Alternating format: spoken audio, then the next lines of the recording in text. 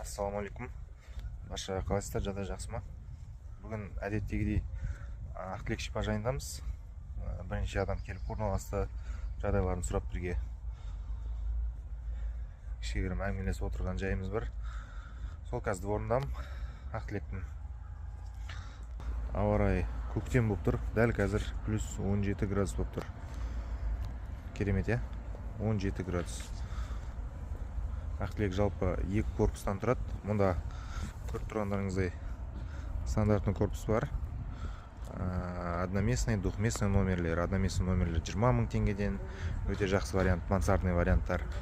Двухместный номерлер 19 мың теңгеден. Мына главный корпуста бізде 3 түрлі категория бар. 22 мың теңгеден стандарт плюс раздельный кроватьпен, 24 мың теңгеден бір адамға полулюкс 2 адамға 48 мың теңге шығады күніне. Люкстер 2 адамға 55 мың теңге күніне, 3-ші адамға 20 мың теңге. Жалпы площадка осындай. Но өзіміздің профсоюзный парк. Ауа райы просто шик болып тұр, шик. Просто шик болып тұр ауа райы.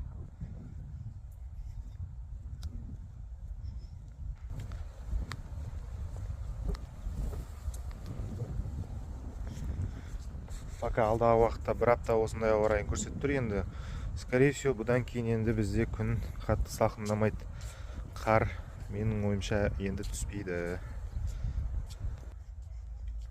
Ассалаумалейкум.